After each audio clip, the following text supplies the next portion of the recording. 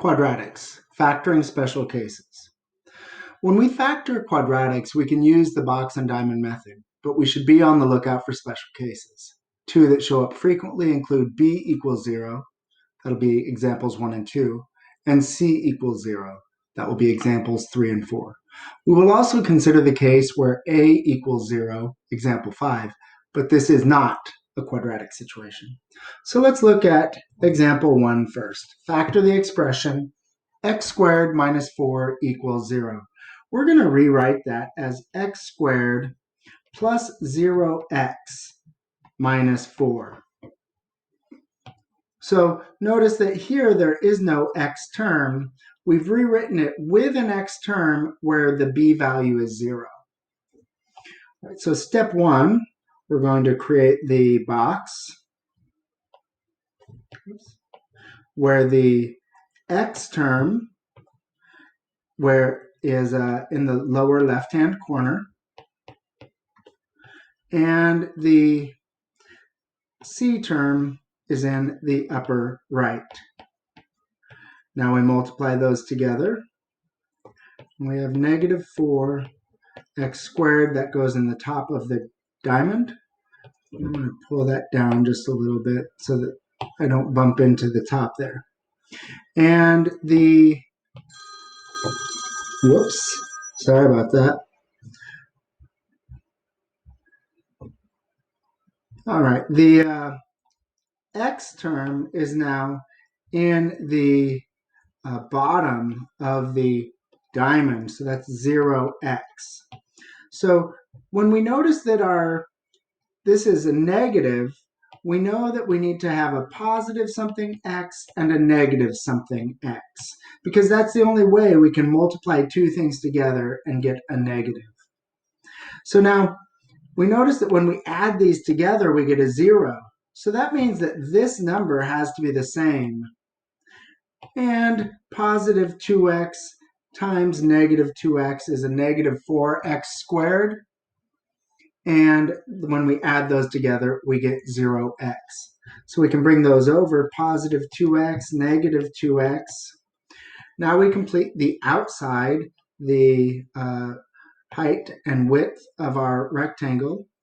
And something times something is x squared. Well, that's got to be x times x. And x times something is 2x. Well, x times 2 is 2x. And x times something is negative 2x.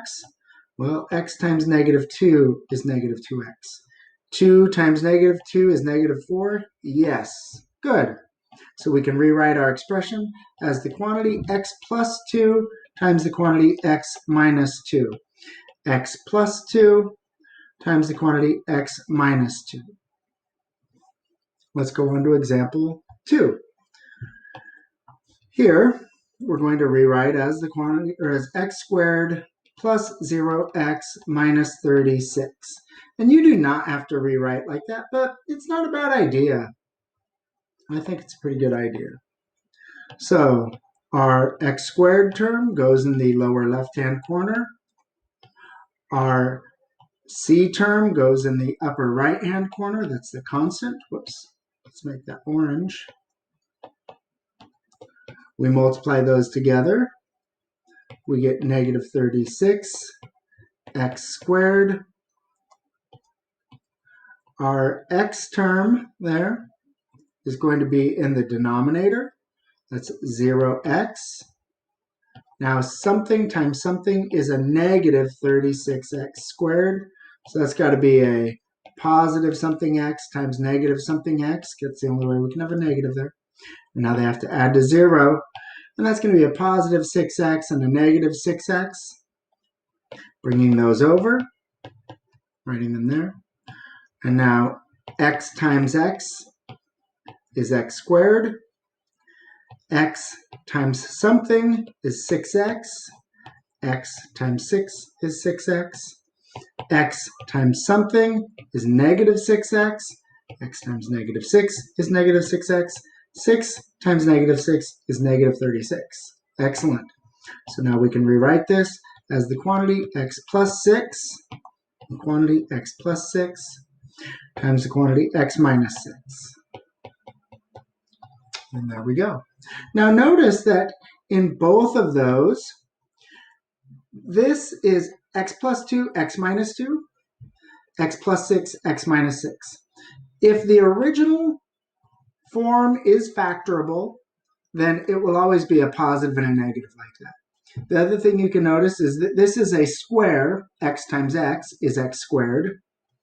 And that this is a square. 2 times 2 is 4. 6 times 6 is 36. These are called difference, subtraction, difference of squares.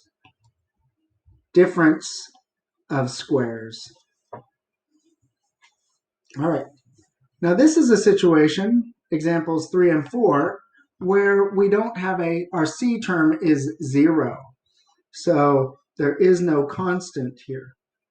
And we can rewrite it as 5x squared plus 10x plus 0. And you may be worried thinking, oh gosh, this is the first time a isn't 0. It's okay, don't worry about it. You've seen these before. So we have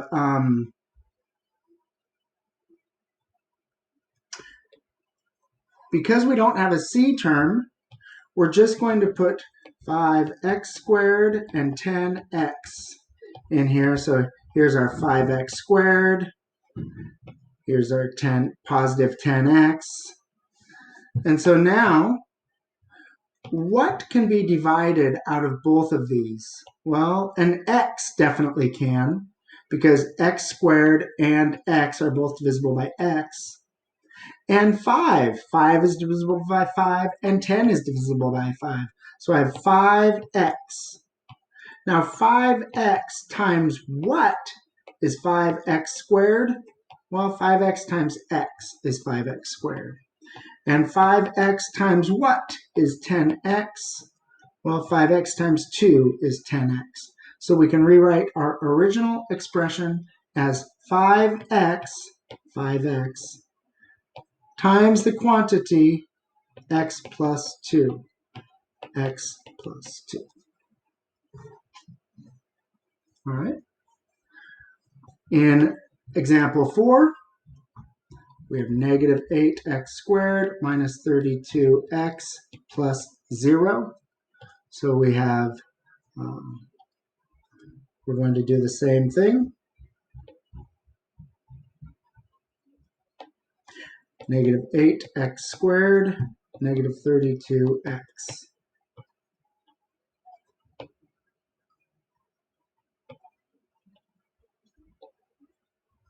All right. So now we say, all right, what are both of these divisible by? Well, they're both negative, so whatever it is, it can be a negative.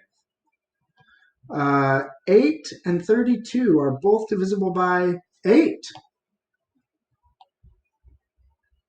And x squared and x are both divisible by x. So now, negative 8x times something is negative 8x squared. Well, negative 8x times x. And negative 8x times something is negative 32x. Well, that's going to be positive 4. So we can rewrite this as negative 8x times the quantity x plus 4. And the last example here, factor that expression where the x squared, the coefficient in front of x squared is 0. Well, in this case, we're going to do something. We can write this in here if we want to. We really don't need to on any of those because we don't use it. But we ask ourselves, what are these both divisible by? Well, they're both divisible by negative 4. Negative 4 times something is negative 4x. Negative 4 times x is negative 4x. Negative 4 times something is 20. Well, negative 4 times negative 5 is negative 20. So we can rewrite our original expression as negative 4